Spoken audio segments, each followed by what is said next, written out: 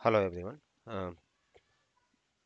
पहले सेशन में हमने ये देखा था कि स्टोरेज बकेट कैसे क्रिएट करते हैं और स्टोरेज बकेट क्रिएट करने पे हमारे कौन कौन से स्टोरेज क्लास होते हैं, कौन कौन सी क्लास ए और क्लास बी एक्टिविटीज़ होती हैं जो स्टोरेज के अंदर परफॉर्म करते हैं। बट सपोज कि मैंने स्टोरेज क्लास क्रिएट कर दिया, अब मैं उसके अंदर से कौन सी मॉडिफिकेशंस कर सकता हूँ, कहाँ से मॉडिफिकेशंस कर सकता हूँ, ये आज हम देखेंगे। लाइक सपोज कि मेरा ये स्टोरेज है, मैंने एक स्टोरेज क्रिएट किया है, स्टोरेज बकेट। और इस बकेट के अंदर अब आके मुझे मॉडिफिकेशंस करना है। तो ये मैंने कुछ फाइलें अपलोड की हैं। जब मैं फाइल को सेलेक्ट करूंगा, इस पे upload file, upload folder, create folder के ऑप्शन हाईलाइटेड है। जब मैं किसी फाइल या फोल्डर को सेलेक्ट करूंगा तो डाउनलोड, मैनेज और डिलीट का ऑप्शन भी इनेबल हो जाएगा। इसके बाद आता है नेक्स्ट कॉन्फ़िगरेशन। कॉन्फ़िगरेशन में हम क्या क्या चीज़ें चेंज कर सकते हैं, जिस पे भी आपको ये ब्लू पेंसिल दिख रही एडिट लेबल, वो ऑप्शंस हम यहाँ से चेंज कर सकते हैं। लाइक कि मुझे पहले ये रिक्वेस्ट आती है कि मुझे कोई कोड लाइन एक्सेस है, कोड लाइन का डेटा है, उसको मुझे नियर लाइन में चेंज करना है, या नियर लाइन को स्टैंडर्ड में चेंज करना है, या स्टैंडर्ड को नियर लाइन में चेंज करना है, या कोड लाइन में चेंज करना है। तो वो हम यहाँ से चेंज कर सकते हैं। सेकंड, लेवल दे सकते हैं कि हमारा लेवल किस किस लेवल का डेटा है। अगर कोई मुझे बैकअप वगैरह के लिए कुछ लगा हुआ है स्टोरेज, कोई लेवल मैंने सेट कर रखा है, तो वो मैं लेवल यहाँ पे लगा सकता हूँ। थर्ड आता है कि नेक्स्ट जो ऑप्शन है यूआरएल, ये यूआरएल होता है। इस यूआरएल को हम जस्ट कॉपी करके अगर ये यूआरएल किसी को शेयर करते हैं तो वो डायरेक्टली मेरे स्टोरेज अकाउंट को कहीं से भी एक्सेस कर सकता है, just providing after the user ID and password. G suite URL के थ्रू अगर मुझे कमांड लाइन से एक्सेस करना है तो उसके लिए मेरे पास ये कमांड है। इसको जस्ट कॉपी करना है, जी सूट के साथ कमांड लाइन से जाके इसको एक्सेस करना है और वहां से एक्सेस कर सकते हैं। एक्सेस कंट्रोल होता है यूनिफॉर्म, और दूसरा होता है फाइन ग्रेड। तो यूनिफॉर्म में क्या होता है कि जो भी एक्सेस हमारा लगाया जाता है वो एक्सेस क्या होता है कि केवल बकेट लेवल पे लगता है, that permission applies on the bucket level only, और 90 डेज के बाद वो परमानेंट हो जाता है। फाइन ग्रेड में क्या होता है कि ये अगर मेरे पास बकेट के अंदर कोई फोल्डर सब फोल्डर है तो उस पे भी मैं परमिशंस, अलग अलग परमिशंस दे सकता हूँ। और ये जो है एसीएल के थ्रू एक्सेस कंट्रोल लिस्ट या ऑब्जेक्ट लेवल परमिशंस होती हैं, और दूसरी आईएएम बेस्ड भी होती हैं परमिशंस।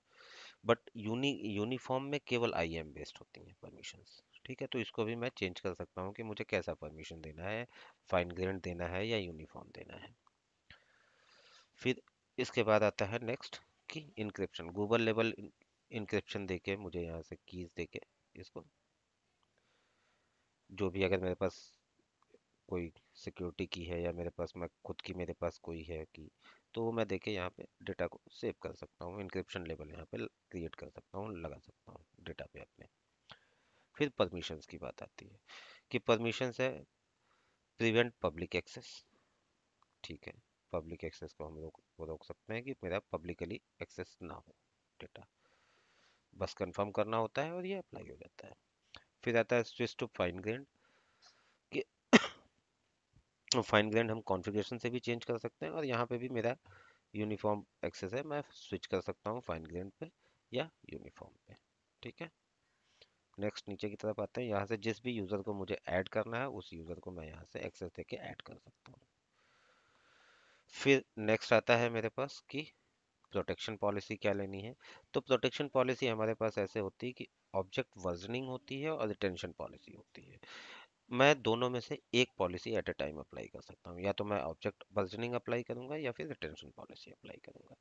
अगर मैं रिटेंशन पॉलिसी अप्लाई करूंगा तो ऑब्जेक्ट वर्जनिंग डिसेबल हो जाएगा, और अगर मैं इसको डिलीट कर देता हूँ तो जैसे ही मैंने रिटेंशन पॉलिसी डिलीट की है, ऑब्जेक्ट वर्जनिंग इनेबल हो गई है।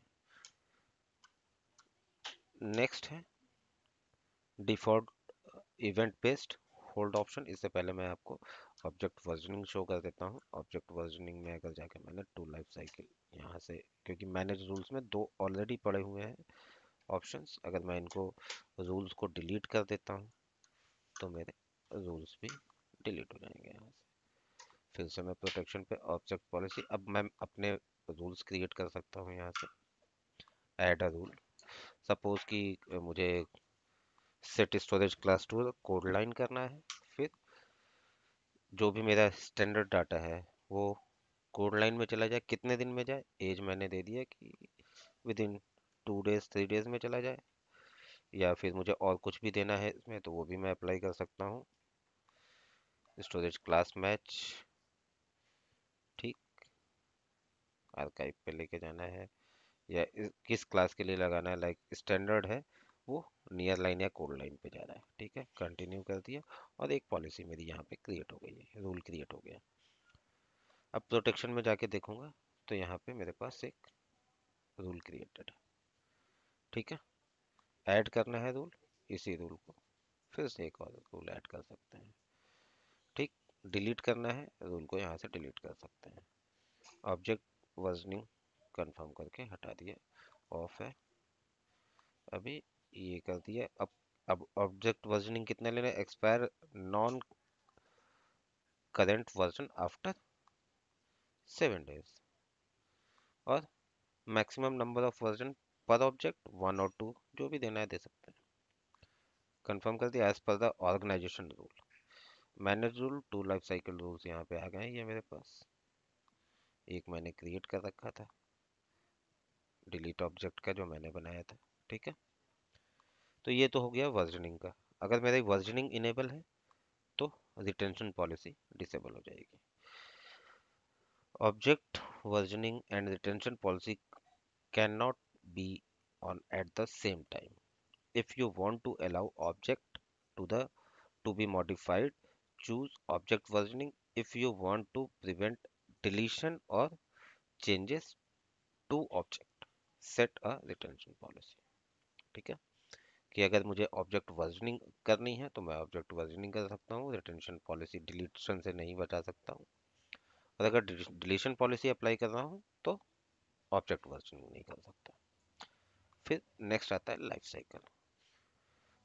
लाइफ साइकिल के लिए मैंने यहाँ पे रूल बना के अप्लाई करके दिखा दिया है आपको, ठीक है। अब आते हैं ऑब्जेक्ट्स पे। तो ये सारे कॉन्फ़िगरेशंस हैं जो हम यहाँ से चेंज कर सकते हैं। साथ ही साथ जो भी मैं ऑब्जेक्ट अपना या डेटा मैं यहाँ पे अपलोड करता हूँ वो कितना फ्रिक्वेंटली यूज़ हो रहा है, कितना मेरा यूजेस है उसका, वो सारी चीज़ें हम मॉनिटरिंग से जाके देख सकते हैं। और यहाँ पे ग्राफ व्यू आ जाता है मेरे पास कि डेटा जो अपलोड हुआ है वो कितना फ्रिक्वेंटली यूज़ हो रहा है, किसके अकॉर्डिंग मैं यहाँ से डेज वगैरह चेंज करके ग्राफ को रीड कर सकता हूँ। तो ये सारी चीज़ें हैं जो क्लाउड स्टोरेज में हम चेंज कर सकते हैं या मॉडिफाई कर सकते हैं आफ्टर क्रिएशन।